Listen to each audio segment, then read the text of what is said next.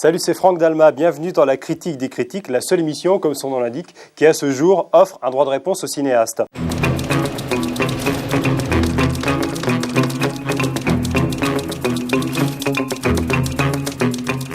Bonjour Pitoff. Bonjour.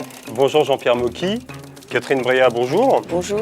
Bonjour Florent Emilio Siri. Bonjour. Alors Jean-François Stévenin, bonjour. Bonjour. Une partie de la presse s'accorde à dire qu'une étoile est née, vous, et une autre partie profite de votre baptême pour vous assassiner. Alors c'est pour ça que vous êtes là.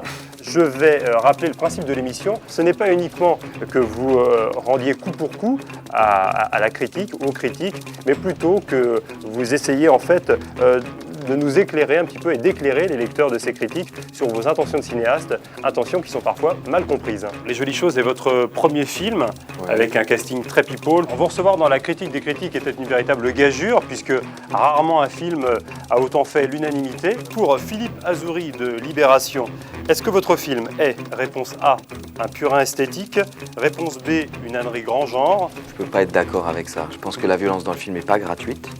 Je pense qu'elle est reliée à un background, elle est traitée de manière réaliste, mais elle est au service d'une histoire. Et la vraie violence dans le film, c'est le background sur l'esclavagisme et la mondialisation de la prostitution. Ce qui me gêne dans beaucoup de critiques, c'est quand ils se retrouvent face à une comédie et qu'ils ne rient pas, au lieu de dire simplement « ça m'a pas fait rire », ils essayent d'intellectualiser, de justifier, de tirer le film dans des directions où il n'a pas du tout envie d'aller. Quand je montais le film, ils disaient « oui, mais finalement, il parle de quoi ton film ?» Je disais « c'est le même message qu'un poisson nommé Vanda ».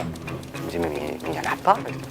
Voilà. Ça vous flatte qu'on dise que vous faites mieux que le cinéma américain. Longtemps, en plus, on a dit que le cinéma français n'arrivait pas à la cheville du cinéma américain dans le domaine de l'action. Je viens du cinéma, je ne viens pas du reportage.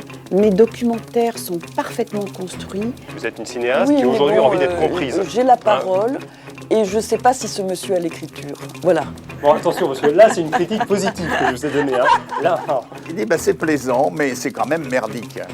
C'est un série Z. Ah non, c'est pas vrai. Alors, il dit des bonnes choses sur votre film, hein, mais c'est une série Z. C'est votre ambition de faire de la série Z. Vous n'êtes pas un client facile pour moi quand même. Hein.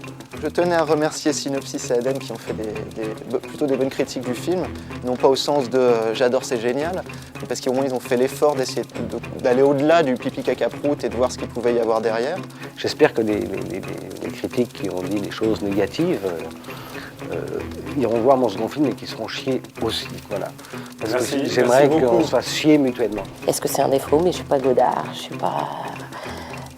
suis pas un génie du cinéma.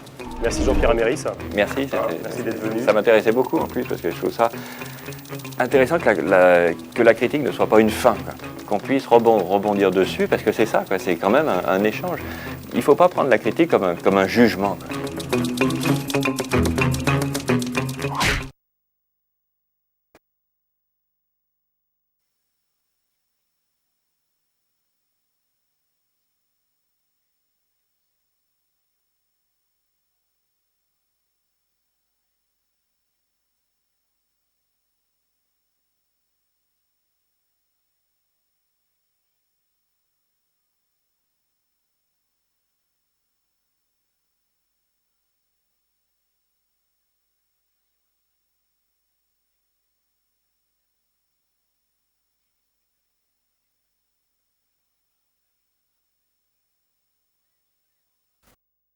Bonjour à tous.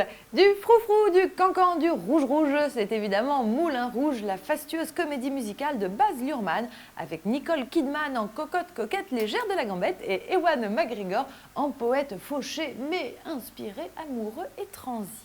Visuellement très impressionnant, ce bric-à-brac baroque méritait bien une sortie DVD retentissante et c'est chose faite avec un magnifique coffret concocté par le Baz